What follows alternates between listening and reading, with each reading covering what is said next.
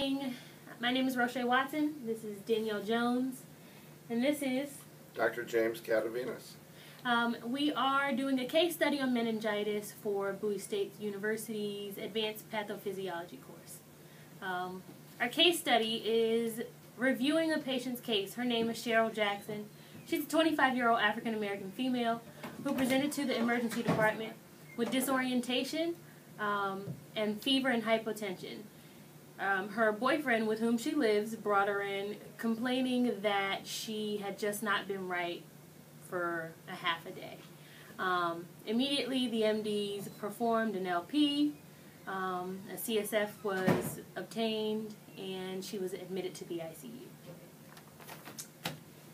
Okay, so I'm going to ask Dr. C a few questions and just kind of see from his standpoint how would he take care of this case. So the first question, Dr. Catavinas, what are hallmark signs for the different types of meningitis? And what labs might we have found to be abnormal for this patient? Well, the hallmark signs classically are altered mental status, fever, nuclear rigidity, and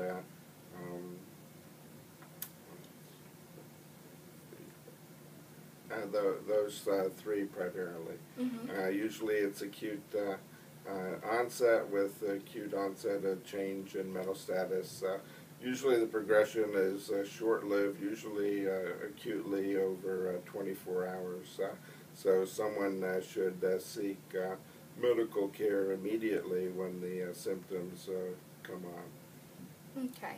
So the lab values for this CSF that was obtained, what most likely would you find, and which you would diagnose her with this finding? Okay, well, typically for a bacterial meningitis, you would see elevation in the white cell count and a elevation in the protein and a low glucose and elevated lactic acid level. Mm-hmm.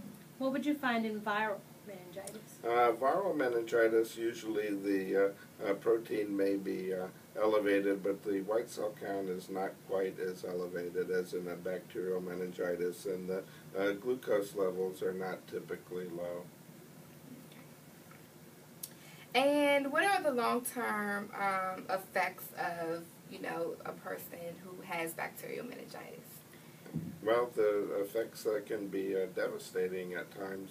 Patients can have strokes, seizures, can even die from a fulminant meningitis. They can have problems with hearing, confusion, altered mental status. So there's a whole range of symptoms that you may encounter. Okay. Now, for this particular patient, which we will have found that she had bacterial meningitis, so what would be some of your treatments that you would do for this patient? Well, you want to institute antibiotics as soon as possible because the doubling time of the organism is very short. So there's a logarithmic expansion of the bacterial count. So it's very, very important that this patient receive her antibiotics as soon as possible. So when you suspect that a patient may have meningitis, you want to consider doing the lumbar puncture as soon as possible and treating the patient with antibiotics as soon as possible. If for some reason it's contraindicated to do the lumbar puncture, you should still treat with antibiotics as soon as possible because it makes a big difference in their outcome. We also like to give steroids, usually Decadron, usually 0.1 milligram per kilogram. Usually we try to give the Decadron before we give the antibiotics to lessen the inflammatory response to the infection. Studies have shown that in patients with streptococcal meningitis that the steroids may improve the outcome. Children treated with steroids have a lower incidence of hearing problems. Okay. Okay, and so we've talked about bacteria, we've talked about viral. Any big change in symptoms as far as with fungal meningitis? Well, fungal meningitis tends to occur in immunocompromised patients. We see it in HIV patients typically. Usually it's more fulminant, more severe course. Okay. Okay. And so I would assume that with fungal, you treat with antifungals. Correct. With bacterial, you treat with antibiotics. But with viral, what's the treatment? Viral is usually supportive care unless it's a herpes virus where we would treat with acyclovir. Okay. And is there any way that this can be prevented in any type of way? For young patients, they can get the meningitis vaccine. Okay. And for older patients, they can get the pneumococcal vaccine. Those are the two most common organisms that cause meningitis. Okay.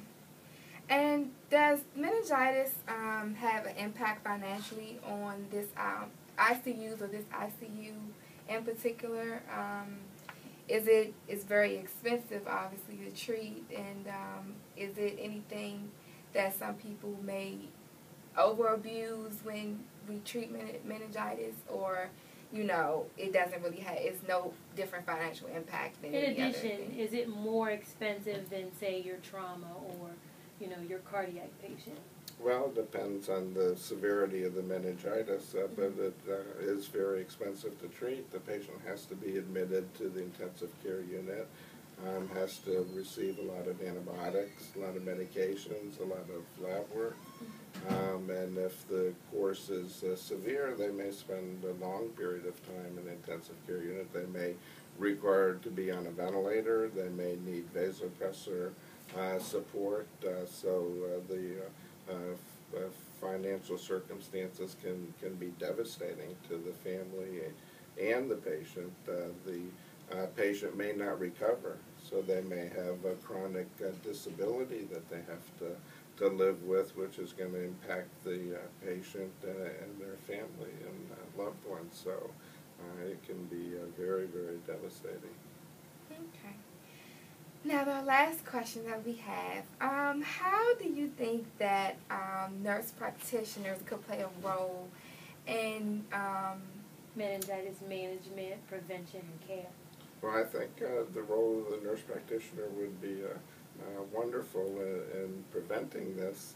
I think early recognition of the signs and symptoms, making sure that you get the patient to the hospital to seek medical care, to make sure that the antibiotics and the workup are done efficiently and quickly, and to talk to the patient, explain the disease to them, and to talk to the family members who are impacted to help them through the process. So I think there's a big role for a nurse practitioner to play, and to make sure that in preventing this, that she makes sure that patients receive their pneumococcal vaccines and their meningococcal vaccines and their Haemophilus influenza vaccines and their influenza